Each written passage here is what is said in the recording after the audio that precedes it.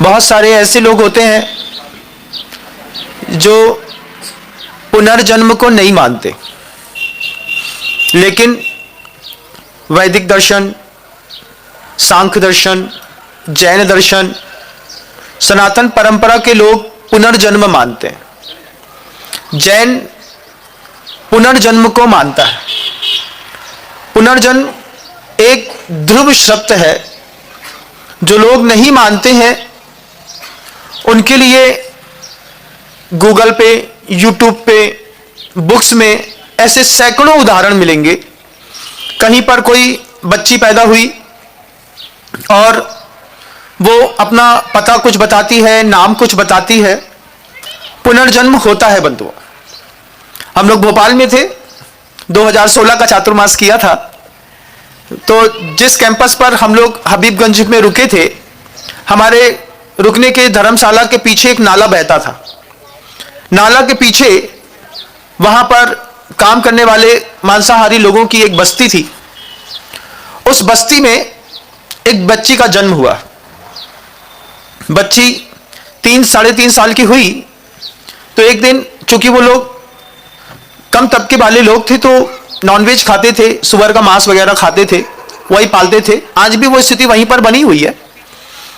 तो जब वहां की उस बच्ची को खाने के लिए प्लेट पर महिला ने वो बना करके दिया होगा, तो वो बच्ची मां से कहती है, ये क्या है? मां ने कहा कि ये सुअर का मांस है। तो वो बच्ची कहती है कि हम ब्राह्मण हैं, ब्राह्मण लोग मांस नहीं खाते। पहली बार जब उस बच्ची के मुख से ब्राह्मण शब्द सुना तो परिवार के लोगों को बड़ा आश्चर्य हुआ। गुरुवार का चातुर्मास वहीं पर हो रहा था। वे परिवार के लोग किसी साधु ओझा के पास जाने के बजाय गुरुजी के बगल पास आकर के गुरुजी से कहते हैं कि हमारी बेटी है, 3 साल की है, आज इसकी मां ने इसको खाने के लिए वो दिया, तो ये कहती है कि हम ब्राह्मण हैं, हम मांस नहीं खाते। ये जब पहली बार गुरुवर के पास इस तरीके का पहला व्यक्ति आया, गुरुजी ने उसको आशीर्वाद दिया और सावकों से कहा, उन परिवार के लोगों से, कि देखिए इसको अपने पूर्व भव का याद है, इसलिए इसकी पवित्रता आप बना के रखिएगा। और परिवार के लोगों ने अपनी बच्ची के कारण आजीवन मांसाहार करने का त्याग कर दिया। अगर हम मानते हैं कि पुनर्जन्म होता है तो फिर हमें कुछ चीजों पर और विचार करना पड़ेगा। अगर पुनर्जन्म होता है तो यहां पर जो मरण होता है वो क्या छूटता है? यहां पर किसका मरण होता है? आगम ग्रंथों में एक सूत्र आता है, औदारिक वैक्रियक आहारक तेजस कर्मणानि शरीराणि। तत्वार्थ सूत्र है दिगंबर जैन शासन में, उसका 2 अध्याय पर यह सूत्र आपके सामने आता है। तो जो शरीर किसको कहते हैं, अपन थोड़ा समझने का प्रयास करते हैं। तो सीर्यते इति शरीरः, जो गलता है, जो नष्ट होता है, उसको शरीर कहते हैं, जिसमें सीरण होता है, जो प्रत्येक समय खराब होता रहता है। तो सीर्यते इति शरीरः, तो जो औदारिक शरीर होता है, स्थूल कहते हैं, जिसके अंदर उदारता रहती है, बड़प्पन रहता है और बड़ा बड़ा दिखता है, इसको आगम ग्रंथों में औदारिक शरीर कहा है। तो जब मृत्यु होती है तो मृत्यु के वक्त में यह औदारिक शरीर छूट जाता है, यहीं पे पड़ा हुआ मिलता है शव के रूप में। लेकिन आचार्य कहते हैं कि औदारिक शरीर के अलावा भी 4 शरीर और होते हैं। वैक्रियक शरीर भी होता है। तो विक्रिया क्या होती है महाराज? जैन शासन में अणिमा, महिमा, लघिमा, गरिमा, ईशत, वशित, प्राकाम और प्राप्ति, ऐसी 8 रिद्धियां विक्रिया होती हैं। उन विक्रियाओं को करने की सामर्थ्य उससे और सूक्ष्म शरीर में होती है। तो स्थूल शरीर तो दिखाई देता है लेकिन सूक्ष्म शरीर दिखाई नहीं देता। तो वैक्रियक शरीर इसी औदारिक शरीर के अंदर है।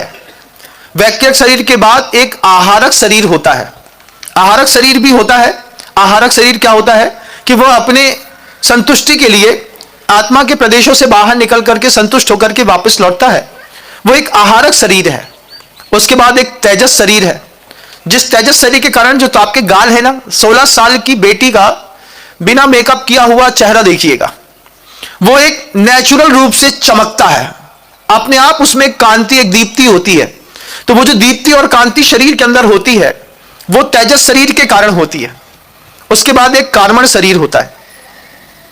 कार्मण शरीर कर्म से बनता है। बनते तो पांचों शरीर कर्म से ही है, लेकिन चूंकि हम पुनर्जन्म को मानते हैं तो पुनर्जन्म को मानने पर हमको यह चीज समझनी है कि ये स्थूल शरीर यहां पर छूट जाएगा और स्थूल शरीर के बाद जो वैक्रियक शरीर है, आहारक शरीर है, तेजस शरीर है और कार्मण शरीर है, ये आचार्य कहते हैं परम परम सूक्ष्मम। औदारिक से वैक्रियक सूक्ष्म है, वैक्रियक से आहारक सूक्ष्म है, आहारक से तेजस सूक्ष्म है, तेजस से कार्बन शरीर सूक्ष्म है। तो ये जो चार शरीर के साथ जीव इस पर्याय से अगली पर्याय में जो कुछ लेकर के जाता है वो लेकर के जाकर के वहां पर दोबारा कॉस्ट्यूम मिलता है, नया एक औदारिक शरीर मिलता है, और जो यहां से लेकर के गया है वो वहां पर फिर जीने लगता है। तो हम यहां से वहां लेकर के क्या जाते हैं? इस जीवन से अगले जीवन में, चूंकि पुनर्जन्म हमारा होना है, आपका भी होना है, मेरा भी होना है, तो अपन जब पता है हमको कि हमारा पुनर्जन्म होना है, सैकड़ों कहानियां मिलेंगी, पुनर्जन्म के सैकड़ों सीरियल्स मिलेंगे जो बताते हैं कि वो बच्चा वहां पैदा हुआ, फिर कहीं पहुंचा, राजस्थान में पैदा हुआ उसको गुजराती आती है, गुजरात में पैदा हुआ उसको अंग्रेजी आती है, अंग्रेजों के यहां पैदा हुआ उसको संस्कृत आती है। क्षेत्र परिवर्तन, काल परिवर्तन होता है। और जब ऐसे उदाहरण हमारे आपके बीच में आते हैं तो हमें इस बात पे विश्वास होता है कि पुनर्जन्म नाम की कोई चीज तो है, भैया होता है। तो ये बिल्कुल अकाट्य और ध्रुव सत्य है कि पुनर्जन्म होता है। और अगर पुनर्जन्म होता है तो फिर अगले भाव में इस भाव की कौन सी संपत्ति हम लेकर के जा सकते हैं?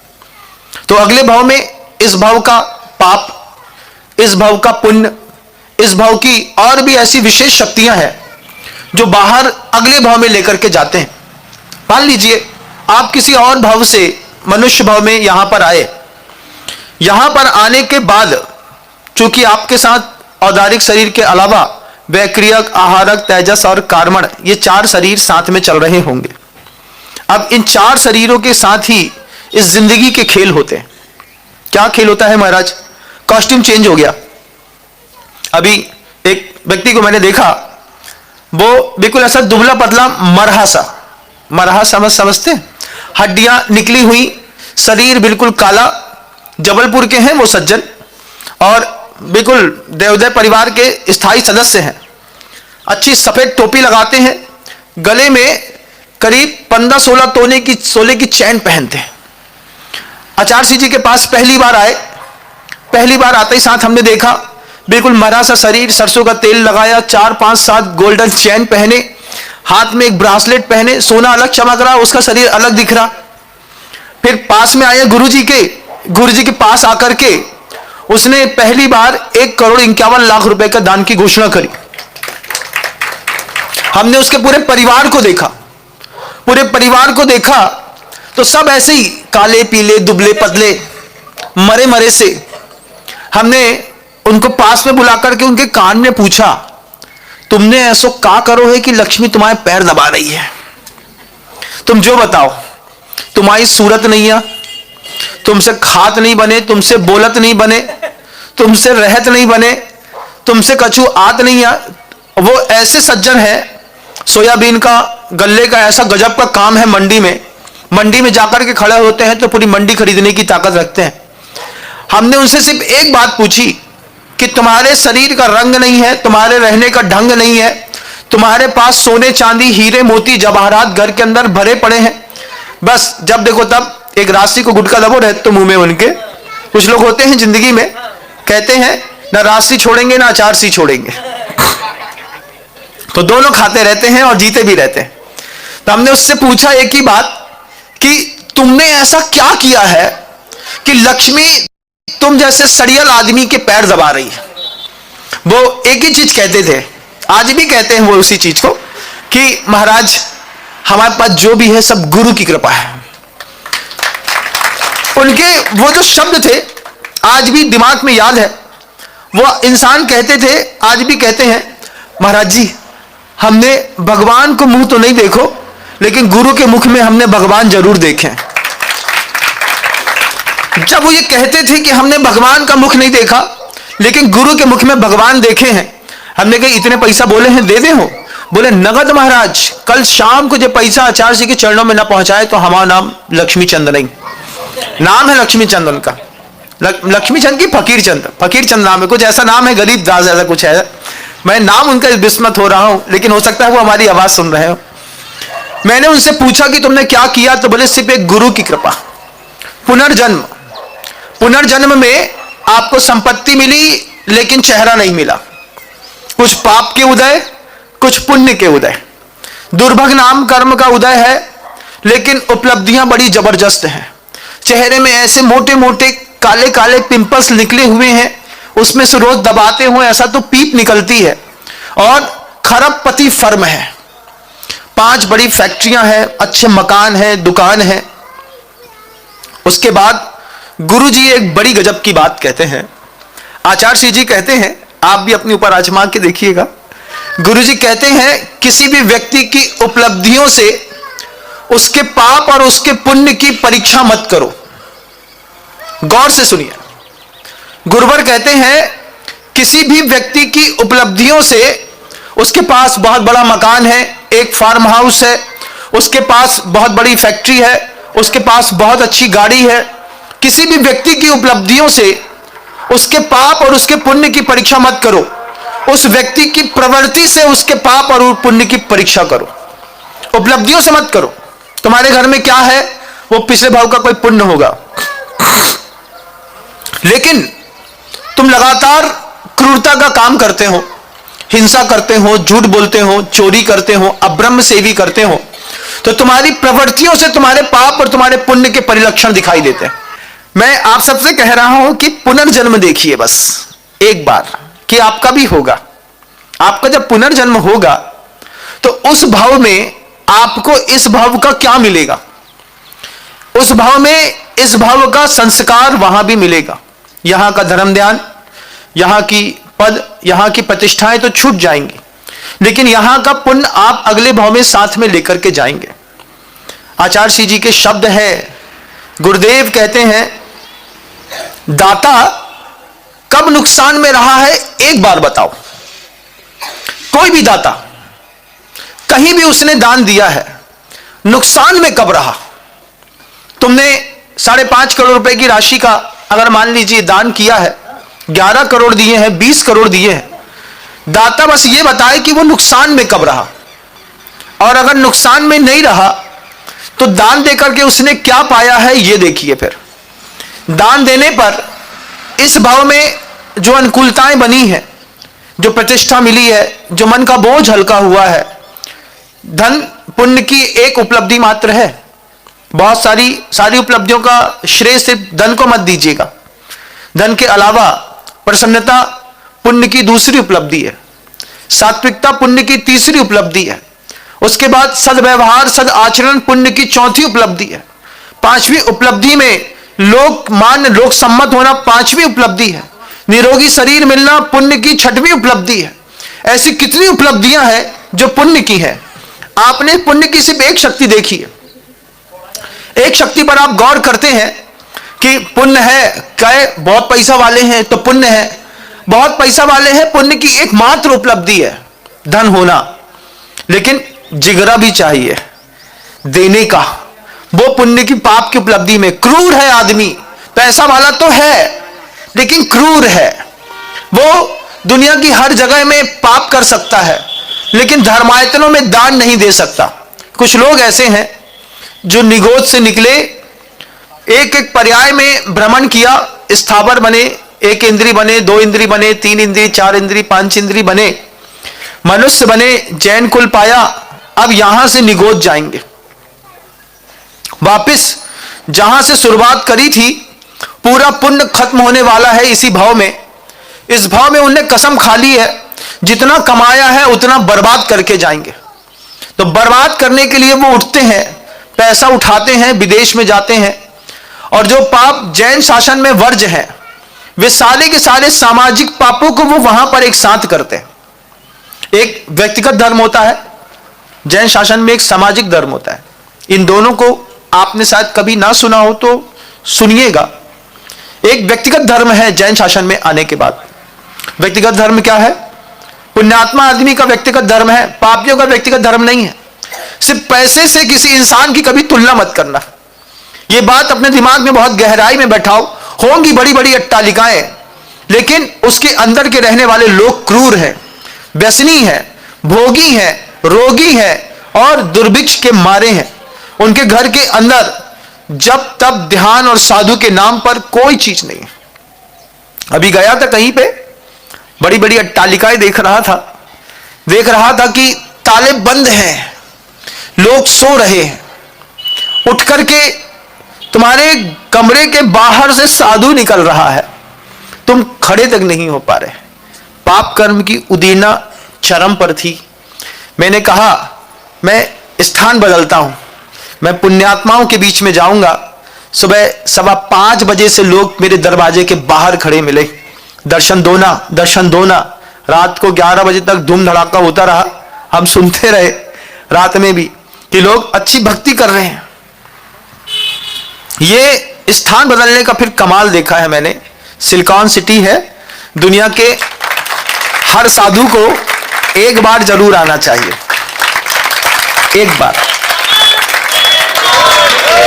इधर के लोगों का स्नेह भक्ति देखने लायक है।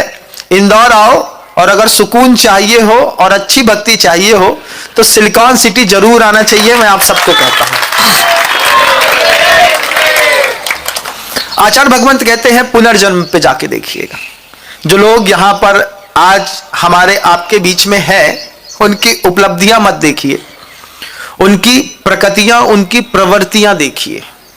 तो जिनका पूर्व भाव का पुण्य था, इस भाव में पुण्य है और यहां से वो उठ करके सिर्फ सीधे देव बनेंगे, वो यहां पर भी पुण्य संचय कर रहे हैं। उनको दिखाई देता है कि पुण्य करने का कुछ साधन है। तो व्यक्तिगत धर्म है देवत यदि गुरु पूजासु, देव पूजा, गुरु की उपासना, स्वाध्याय, संयम, थोड़ा थोड़ा तप घर के अंदर, यह व्यक्तिगत धर्म कहलाता है। इस व्यक्तिगत धर्म से आपके जीवन का विकास होता है। पूजा करते हैं, गुरुओं की उपासना करते हैं, स्वाध्याय करते हैं, संयम ग्रहण करते हैं, थोड़ा बहुत तप कर लेते हैं, अष्टमी चतुर्दशी का भी, तो आपका व्यक्तिगत विकास होता है। और सामाजिक विकास होता है अहिंसा से, सामाजिक विकास होता है अस्तेय से, सामाजिक विकास होता है ब्रह्मचर्य से, सामाजिक विकास होता है अपरिग्रहवाद से। अगर तीर्थंकर वर्धमान स्वामी का काम खत्म हो गया होता तो मंदिर का निर्माण भी बंद कर दिया गया होता। वर्धमान स्वामी इस सृष्टि पर आए, आकर के जीवन जीने के लिए सिर्फ 72 साल की उम्र मिली। 72 साल की उम्र में 30 साल तो गृहस्थी में गुजार दिए, बचे 42 साल तो 12 साल मौन में निकल गए। 30 साल धर्म की प्रभावना करी, चारों तरफ हिंसा हिंसा हिंसा हिंसा दिखाई देती थी। किसी निमित्त से कोई जीव को मार रहा है, किसी निमित्त से कोई जीव को मार रहा है।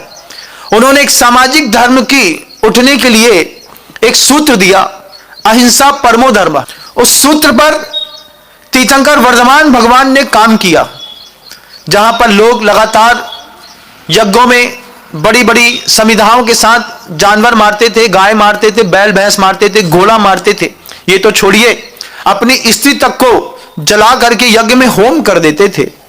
उस वक्त वर्धमान स्वामी ने जो देशना दी अहिंसा परमो धर्म, उस प्रकल्प को उन्होंने बहुत अच्छे से 30 वर्ष तक जिया, लोगों के बीच में प्रभावना करी। आयु कर्म खत्म हो गया, वर्धमान स्वामी को निर्वाण हो गया। वर्धमान स्वामी के उस महानतम प्रकल्प को कंधे पर ले लिया गौतम गणधर ने। गौतम गणधर ने प्रभावना करी, उनको केवल ज्ञान हुआ। प्रभावना का दारोमदार जम्बू स्वामी, आचार्य भद्रबाहु स्वामी, गोवर्धन स्वामी, विशाखाचार्य महाराज जी से प्रवाहमान परंपरा चलते चलते चलते आचार्यों की वह परंपरा होते होते आज हमारे सामने वर्तमान में उस अहिंसा परमो धर्म का शंखनाद और जवाबदारी संभालने की जवाबदारी जिन कंधों पर है, गुरुदेव श्री समय सागर जी महाराज श्री जी। आज उनका एक ऐसा बड़ा काम उनके कंधे पर गुरुदेव श्री विद्यासागर जी महाराज श्री जी रख करके गए। आचार्य श्री जी कहते थे हमेशा कि अहिंसा जिस दिन खत्म हो गई, उस दिन सुनिएगा गौर से, अहिंसा जिस दिन धरती से पूरी खत्म हो गई उस दिन संसार की कीमत भी खत्म हो जाएगी। जब तक अहिंसा है तो अहिंसा कहां मिलेगी, किसके पास मिलेगी, इसके लिए मंदिर बनाए। अहिंसा परमो धर्म कहां मिलेगा? थोड़ी थोड़ी अहिंसा तो सब समझते हैं, अपने बच्चे को पालना तो सब समझते हैं, लेकिन जीवाणम रखनो धम्मो सब नहीं समझते।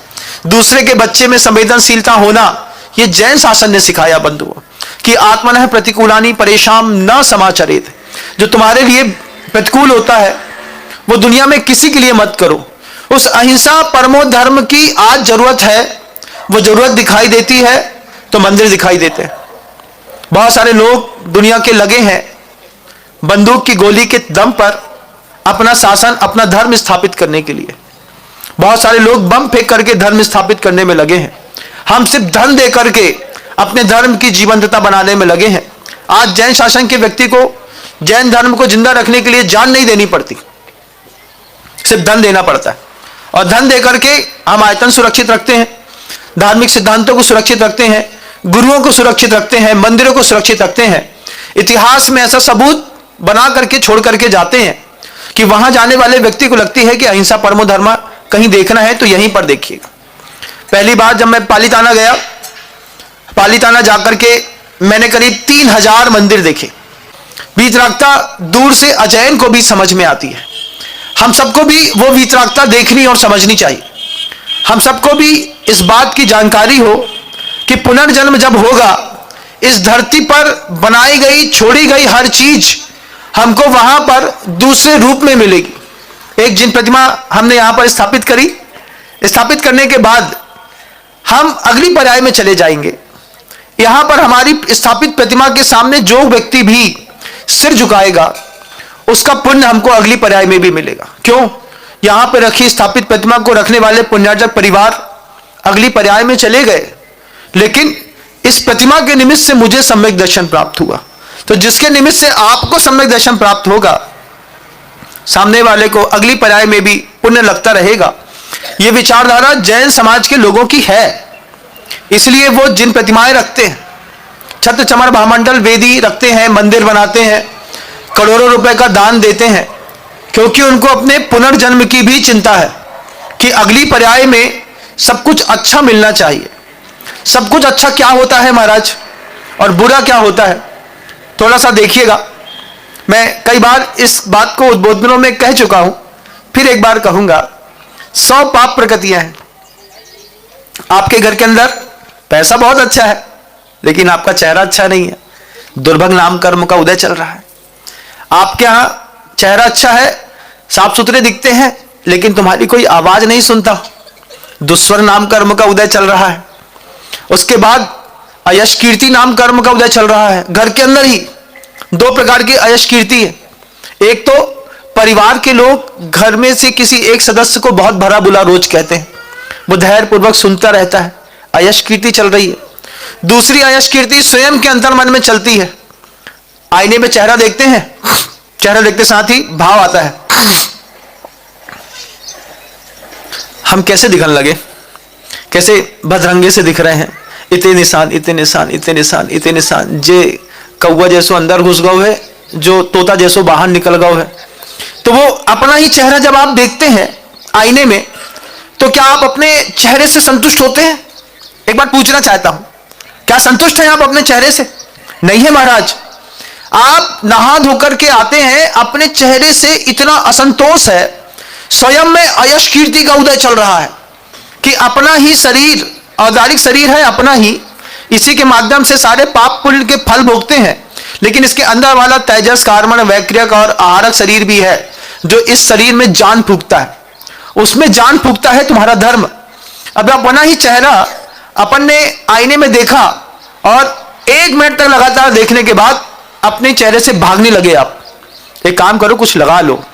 उठाया, पहला प्लास्टर, उसके बाद दूसरा प्लास्टर, फिर तीसरा प्लास्टर, जैसे वो दीवार में पुट्टी लगाते हैं ना, पहले छपाई कर दी, फिर उसको चिकना कर दिया, फिर उसमें घोला पिला दिया, फिर उसमें पीओपी कर दिया, फिर उसमें कलर कर दिया, फिर उसको आगी से सेक दिया, फिर जाकर के 7वें 8वें कोडिंग में जब वो चमचमाती है दीवार, तो लोग बोलते क्या दीवार चमचमा रही है। ऐसे ही चेहरे के साथ भी होता है, 1 plaster, 2 plaster, 3 plaster, 4 plaster, 5 plaster, 5वें प्लास्टर के बाद मम्मी मम्मी नहीं लगती है, देवी लगने लगती है। बोले क्या है, ये देवी बन गई। लेकिन वो 5 प्लास्टर जो आपने चढ़ाया है ना, वो इसलिए नहीं चढ़ाया कि आप दुनिया में अच्छा दिखें, वो आपने इसलिए चढ़ाया है कि आप अपने चेहरे को स्वयं सह नहीं पा रहे हैं। और जब उतना मेकअप कर लेते हैं उसके बाद आपको सेटिस्फैक्शन मिलता है इस बात का, अब ठीक है, अब अच्छा लग रहा है। और उसमें भी पड़ोसी से एक बार और फीडबैक का है, ठीक दिख रहा है कि नहीं, और ठीक दिख रहा है। हम तुमसे पूछ रहे हैं तुम अपने आप को ठीक समझ रहे कि नहीं। हाँ महाराज, अच्छो समझ रहे हैं। कौन के बल पे, ऑरिफ्लेम के बल पे कि लैक्मे के बल पे? महाराज दोनों के बल पे, ज्यादा मत खोलो। 9 to 5 के बल पे सुबह 9 बजे लगाओ, शाम को 5 बजे तक चेहरा एक जैसा दिखा था। हम पहले समझत ना रहते, भाषा समझ में आ रही ना हमारी। हम कभी किसी का 1-2 लोगों का माथा देखा, वो बिल्कुल तेजस्वी चमक रहा था। हमने कहा इतना तेज तो हमारे शरीर पे नहीं है जितना तेज इस महिला के शरीर पे माथे चमक रहा है। फिर बोले महाराज जी उनको तेज नहीं है जो 9 to 5 को कमाल है। हालांकि 9 to 5 कहाँ होता है? बोले एक लोशन है, उसको 9 बजे सुबह लगा लो, शाम को 5 बजे तक चमचमाता मिलेगा, भगवान कुछ ना करेगा उसमें। हमने कहा ये तो धोखा है। लेकिन वो धोखा अपने आप नहीं है, उसके लिए आपकी जो कर्मण शरीर है, कर्म का शरीर है, उसने जो आपको अंदर अयश कीर्ति पैदा की है, ये अयश कीर्ति, ये दुर्भग नाम कर्म का उदय, दुष्कर नाम कर्म का उदय, अनादेय नाम कर्म का उदय, ये जो आपको हुआ है, एक बार पूछो क्यों हुआ है। अपने आप से मत पूछो, हमसे पूछो। आगम ग्रंथ बताएंगे कि देव शास्त्र और गुरु की कहीं या तो अपमान या कहीं अवहेलना, दिगंबर साधु को देख करके घृणा, निंदा का भाव, ये सारी चीजों ने तुम्हारे चेहरे का पूरा करल बदल दिया। और जो लोग तेजस्वी दिखते हैं, तेजस्वी दिखने के बाद भी वो क्रूर निकल जाते हैं। चिड़िया कितनी छोटी सी प्यारी सी लगती है, कितने अच्छे गाने चलते हैं, ओरी चिड़ैया नन्ही सी चिड़िया अंगना में फिर आ जा रे। भाई चिड़िया दिन भर कीड़ा मकोड़े खाती रहती है, प्रसिद्धि तो है तुम्हारी कोमलता के नाम पर, लेकिन तुम क्रूर हो। भाव में कहां कहां माथा टेका होगा, मेहनत करी होगी, कितना पुरुषार्थ किया होगा, तब जैन कुल मिला। अब जैन कुल के बाद बस कोशिश करिएगा निगोद की पर्याय ना मिले। अगर निगोद की पर्याय मिल गई, महाराज काय को मिलेगी? आचार्य एक ही चीज कहते हैं, मनुष्य पर्याय में आने के बाद, धन संपन्न होने के बाद, बहवारंभ परिग्रहतम नार कश्यायुषा, आरंभ बहुत करता है, परिग्रह चारों तरफ से आ तो रहा है लेकिन कहीं जा नहीं रहा है। जाएगा, परिग्रह तो यही छूट जाएगा, लेकिन वो इंसान नरक में जरूर जाएगा। और मरते वक्त जो संक्लेश करेगा तो निगोद में भी जाएगा। ये जैनों के सिद्धांत है पुनर्जन्म के। आप चूंकि पुनर्जन्म मानते हैं, आप मानते हैं कि नहीं मानते? मानते हैं ना? पुनर्जन्म तो मानते हो कि नहीं? किसी भाव की बस दिख रही है, किसी भाव में खा लो पी लो खुश हो लो, eat drink and merry. Charvaka मत कहता है पीत्वा पीत्वा पुनः पीत्वा यावत पतति भूतले, पुनरुत्थाय वै पीत्वा पुनर्जन्म न विद्यते। चार्वाक कहता है, क्या कहता है? जो पुनर्जन्म नहीं मानते उनकी धारणा है पीत्वा पीत्वा पुनः पीत्वा। क्या पियो? क्या पियो? दूध? दूध नहीं, वही मदिरा, दारू। पीत्वा पीत्वा पुनः पीत्वा। कितनी पियो? इतनी पियो, इतनी पियो, इतनी पियो कि पीते पीते यावत पतति भूतले, जब तक पीते पीते धरती पे गिर ना जाओ तब तक पियो। फिर क्या करो?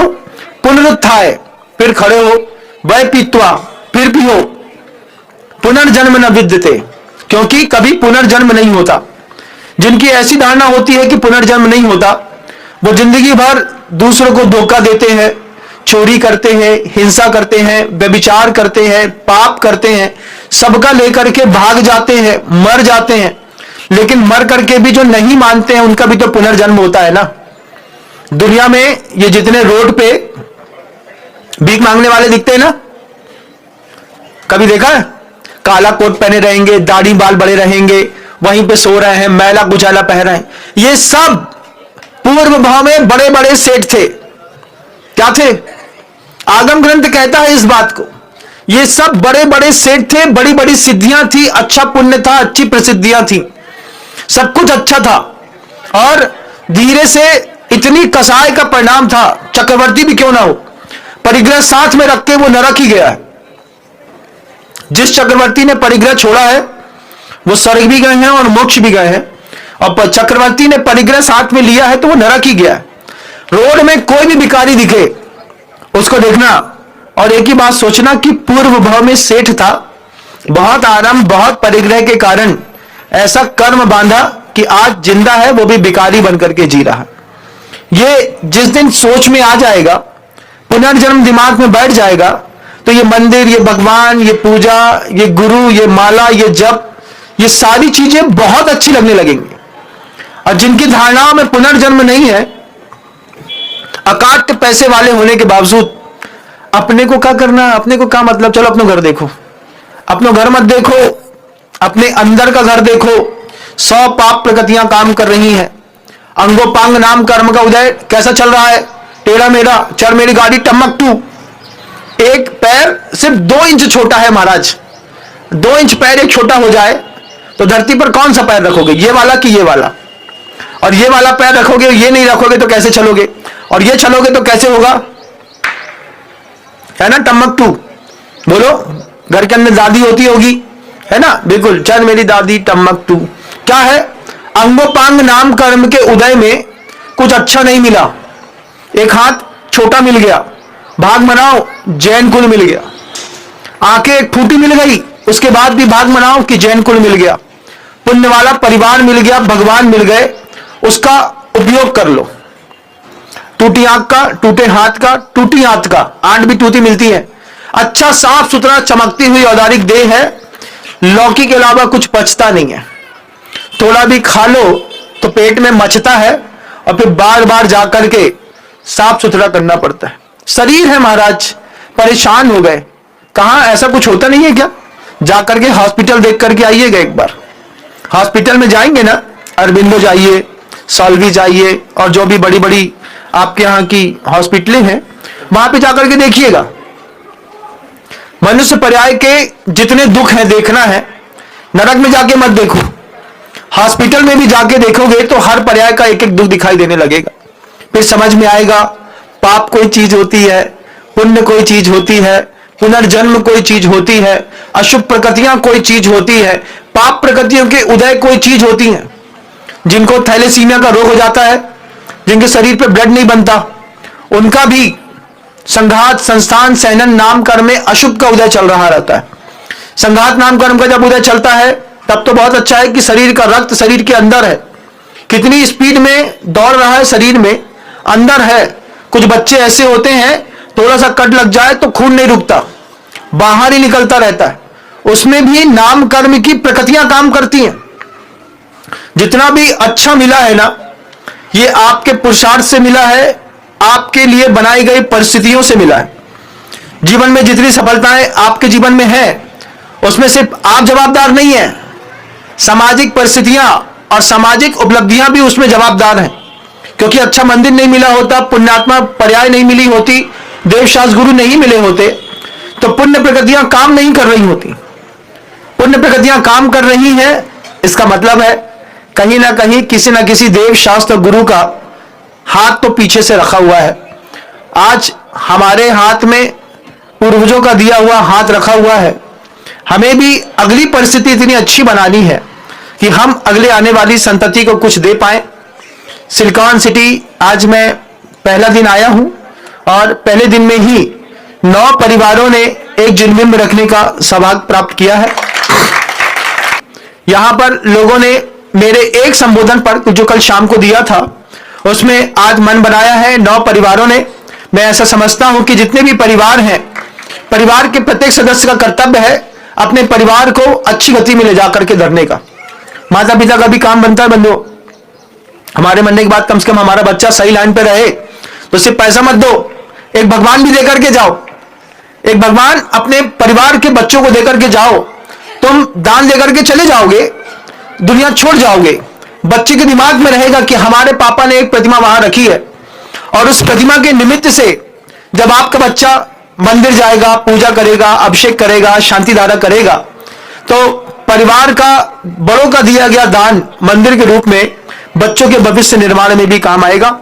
आज पहला दिन है, शब्दों को विराम देता हूं। गुरुदेव श्री विद्यासागर।